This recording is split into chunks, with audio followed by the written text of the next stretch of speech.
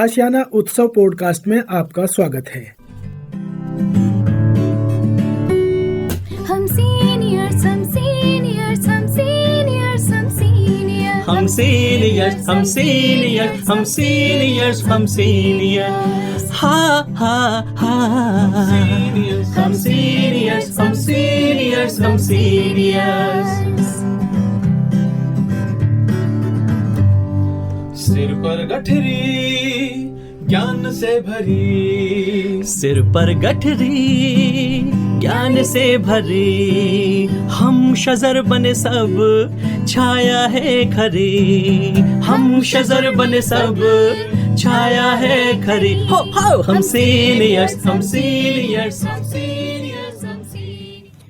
नमस्कार दोस्तों, आप सबका स्वागत है National Institute of Social Defence और Ministry of Social Justice and Empowerment, Government of India एवं मीडिया फॉर कम्युनिटी फाउंडेशन के संयुक्त तत्वाधान में वरिष्ठ नागरिकों द्वारा प्रस्तुत इस खास कार्यक्रम श्रृंखला अनुभव में, जिसके प्रोजेक्ट कोऑर्डिनेटर हैं डॉक्टर आर श्रीधरन और आलोक वर्मा और रेडियो कोऑर्डिनेटर्स हैं पूजा मुरादा, कौशल्या एवं साई सुधा। दोस्तों, कार्यक्रम में प्रवेश करने से पहले मैं आपको एक टोल फ्री नंबर बताना चाहूंगा जो हमारे सीनियर सिटीजन्स की मदद और उनके सपोर्ट के लिए है। आप इस नंबर का इस्तेमाल सुबह 8 बजे से लेकर के रात्रि 8 बजे तक कर सकते हैं। यदि आपको किसी तरह की मदद, किसी तरह के सपोर्ट की जरूरत है तो आप इस टोल फ्री नंबर 14567 पर कॉल कर सकते हैं। एक बार पुनः दोस्तों रिपीट कर देता हूँ, आप सभी चाहें तो इसे नोट भी कर सकते हैं। 14567 यह नंबर सीनियर सिटीजन के सपोर्ट और उनकी मदद के लिए है। अब आइए दोस्तों बढ़ते हैं आज के कार्यक्रम की ओर।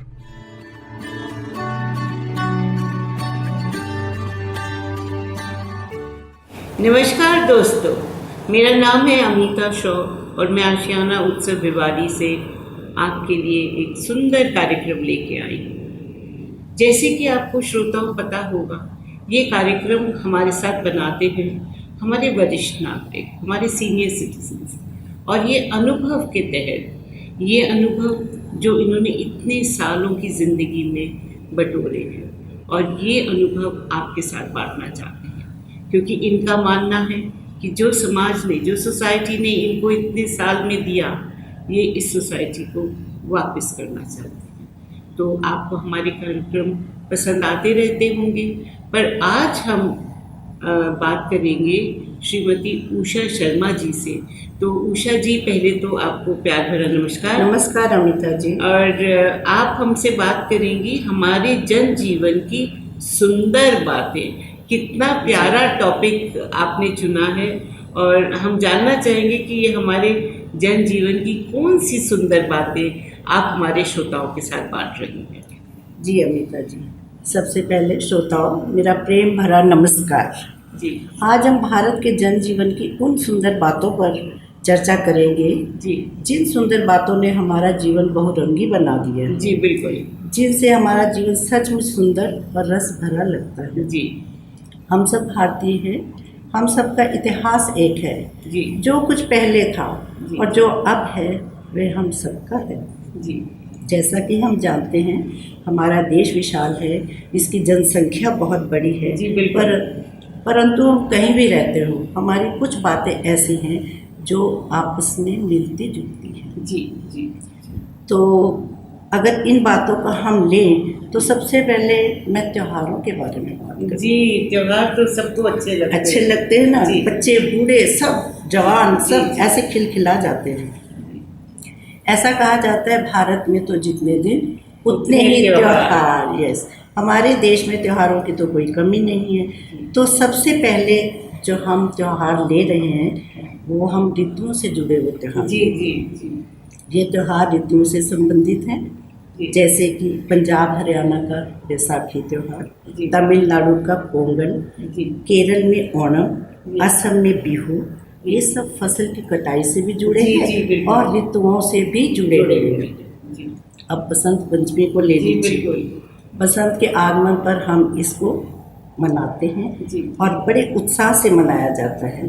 उत्तर भारत में होली का त्यौहार तो बहुत ही प्रसिद्ध है, जो कि बड़े हर्षोल्लास के साथ, रंगों के साथ, रंग बिरंगे हमारे मंदिर में बाहर हम आपस में जब मिलते हैं होली वाले दिन, तो आपको आपसे कुछ छुपा नहीं, आपको पता है कि यहाँ पर क्या होता है और जी, कितनी बिल्कुल। सुंदरता से मनाया जाता है। जी फिर हमारे राष्ट्रीय त्योहार जैसे गणतंत्र दिवस, जी। स्वतंत्रता दिवस, जी। गांधी जयंती। तो इस समय जो ये त्योहार होते हैं पूरा देश एकजुट होता है और बहुत ही गर्व के साथ इस त्योहार को मनाया जाता है। जी जी अब आते हैं हम धार्मिक परंपराओं से जुड़े हुए त्योहारों पर। जी तो इनमें जैसे रामनवमी, जन्माष्टमी, दुर्गा पूजा, दशहरा, दिवाली, जी जी और कितने सारे, बहुत सारे, मतलब आप गिन नहीं गिन नहीं सकते। और क्रिसमस है, गुरु पर्व है, महावीर जयंती, जी, बिल्कुल, बिल्कुल। बुद्ध पूर्णिमा, ईद उल फितर, ईद उल जुहा। तो ये सारे त्योहार जो हमारे हैं ये धार्मिक परंपराओं से जुड़े हुए हैं। जी इनको हम बड़े आदर पूर्वक मनाते जी। हैं और उत्साह के साथ मनाते हैं। जी तो इनके मनाने से पूर्व ही कई दिनों पहले सफाइयाँ, सजावट और रोशनी नए करना, कपड़े, बढ़िया नए पकवान, जी कितने मजा आता है और बहुत- बच्चों को तो जी, बहुत मजा आता जी, है। जी, और इस सब का सेलिब्रेशन सचमुच हमारे जीवन की बहुत ही सुंदर बात है जी जी जो हम सब कुछ मिल करके मनाते हैं। जी जी जी। तो आपने अभी परंपराओं की बात की है, तो हमारे देश में परंपराएं कैसी विकसित हुई? हाँ, परंपराओं की बात मैं मेलों से शुरू करती हूँ। जी हमारे यहाँ त्योहारों के अतिरिक्त मेले भी मनाए जाते हैं, जी। लगाए जाते हैं जगह जगह पर मेले। ये परंपरा हमारे पूर्वजों ने हमें दी है। उन्होंने व्यापार, सुख सुविधा और हमारे मनोरंजन को मद्देनजर रखते हुए ये परंपरा बनाई है। जी मेले शहरी भी हो सकते हैं, ग्रामीण के भी हो सकते हैं। ग्रामों में भी मेले मनाए जाते हैं। पशु मेला, हॉर्टिकल्चरल मेला, शिल्प मेला, व्यापार मेला। जी इन मेलों में दुकानें लगती हैं, तमाशे, खेल कूद। और ये जो मेले हैं ये बच्चों को विशेष करके बहुत रुचिकर लगते हैं। जी जी जी अब हम परंपराओं की अगर बात करें जी तो अमिता जी, हमारी भाषाएं, हमारे नाच गाने, त्योहार, विचार, परंपराओं का विकास, इन सब का धीरे धीरे हुआ है। जी बहुत, मतलब जो विकसित हुआ है विकसित हुआ बहुत ही- बहुत धीरे धीरे। जी। हमने अपने माता पिता से, हमारे माता पिता ने उनके माता पिता से, उन्होंने generation to generation to generation जी ये विकास हुआ है। जी और यही हमारी परंपराएं हैं, इन्हीं को हम परंपरा कहते हैं। और ये हर पीढ़ी के साथ होता है। उदाहरण के लिए चित्रकला को ही लेते हैं। चित्रकला में पहले मनुष्य, आपको पता होगा, गुफाओं में रहता था, जी, तो आदि बिल्कुल, मैन बिल्कुल। है, जी। आदि मानव। तो वो दीवारों पर ही अपनी अभिव्यक्ति कर लेता था, चित्र जी, बनाता जी, था। जी। तो वो जो अभिव्यक्ति की उसने, वो एक परंपरा बनी। जी। उसके बाद हमारे यहाँ बुद्ध भिक्षुओं ने 1500 वर्ष पूर्व अजंता और अलोरा की गुफाओं में जो पेंटिंग्स की, वो आज भी नायाब है बिल्कुल। उनकी चमक देखिए आप, उनके रंगों की चमक अभी तक भी देखने को मिलती है। और ये परंपरा फिर और आगे बढ़ी, ये राजाओं और महाराजाओं के दरबारों तक पहुंची। जी जी मुगल बादशाहों के दरबार में तो ईरान और मध्य प्रदेश, सेंट्रल एशिया तक के भी चित्रकार आए थे।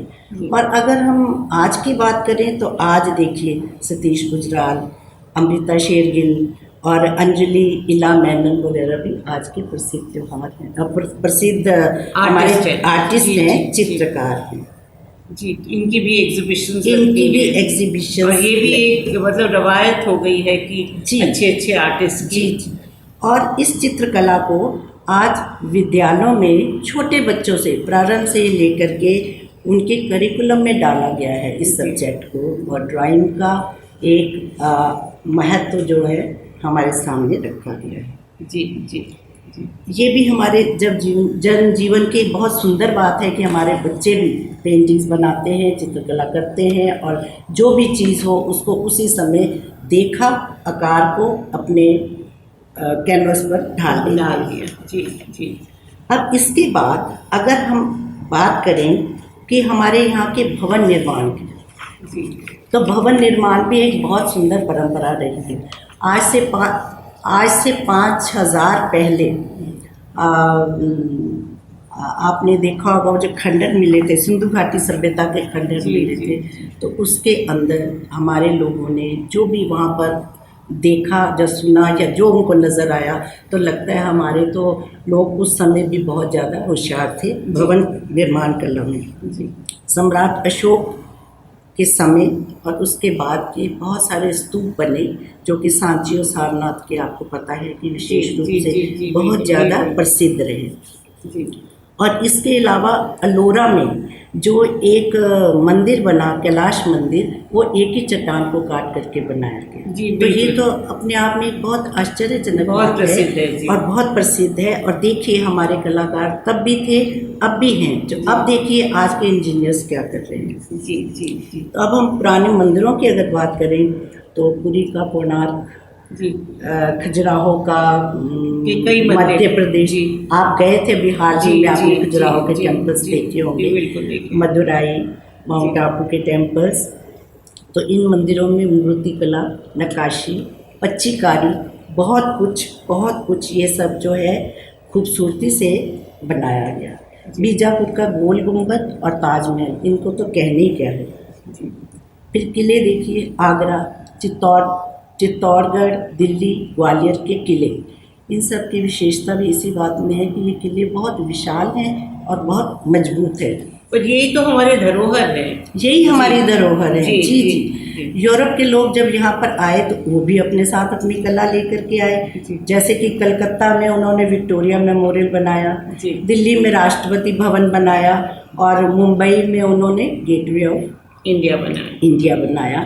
तो ये सब चीज़ें अभी भी हमारे देश में देखने को मिलती हैं। फिर देखिए आज की अगर हम बात करें तो स्काई स्क्रैपर बिल्डिंग्स का निर्माण हो रहा है पूरे विश्व में। बिल्कुल विश्व में हम भी पीछे नहीं खड़े हैं, भारत भी सबसे आगे खड़ा है। बहुत बड़ी विशाल और बड़ी ऊंची इमारतें बन रही है और इसके साथ दुर्गम स्थानों पर पुल भी बनाए जा रहे हैं।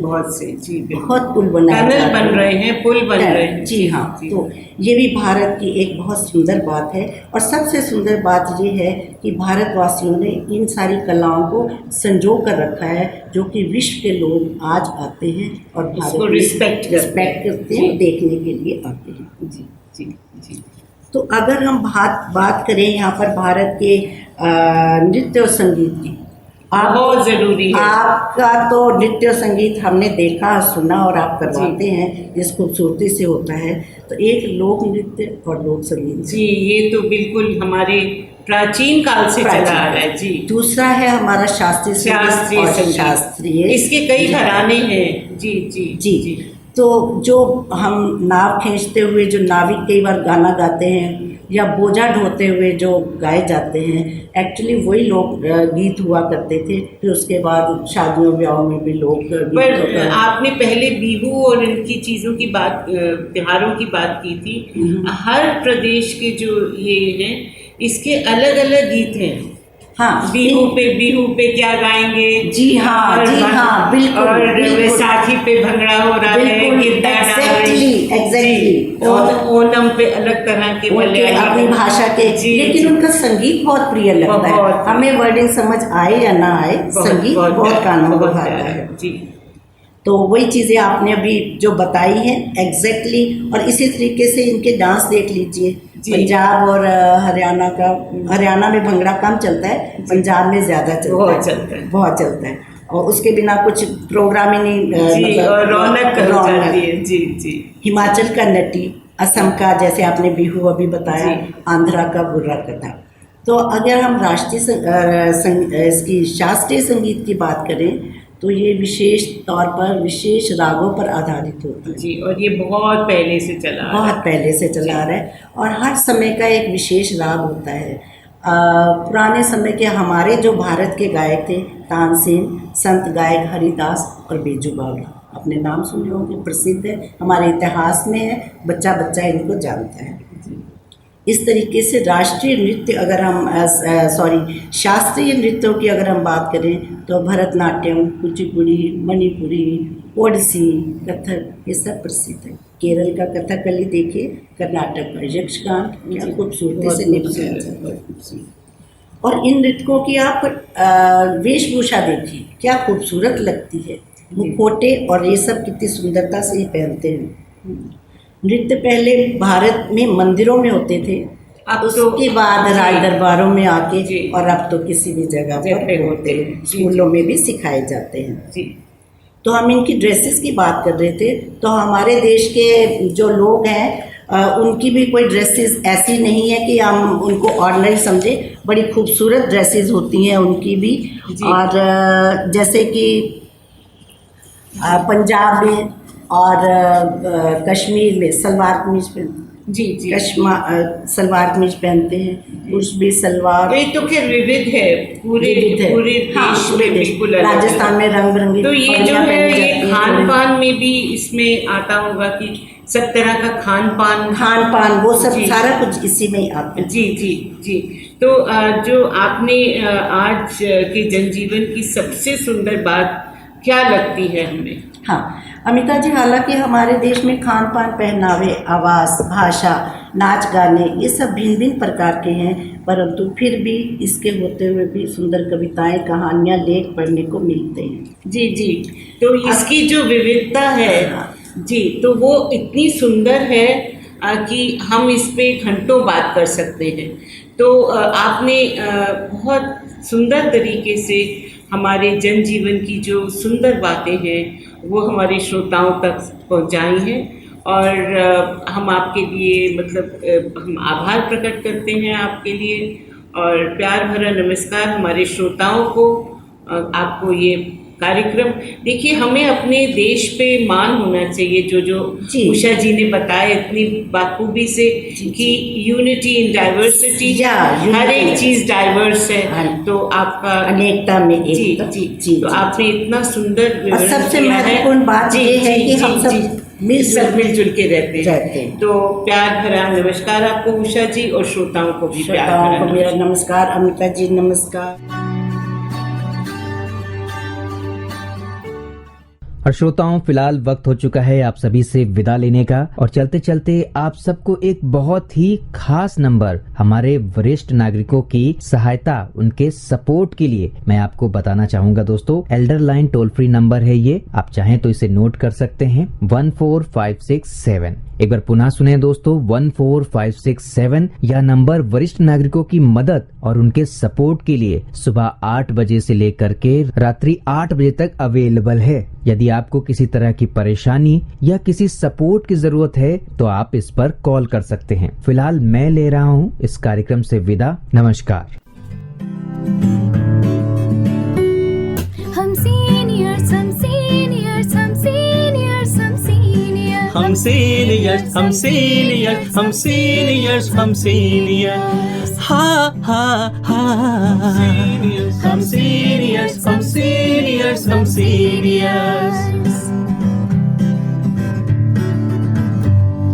सिर पर गठरी ज्ञान से भरी, सिर पर गठरी ज्ञान से भरी, हम शजर बने सब छाया है खरी, हम शजर बने सब छाया है खरी, हो हम सीनियर्स हम सीनियर्स हम सीनियर्स।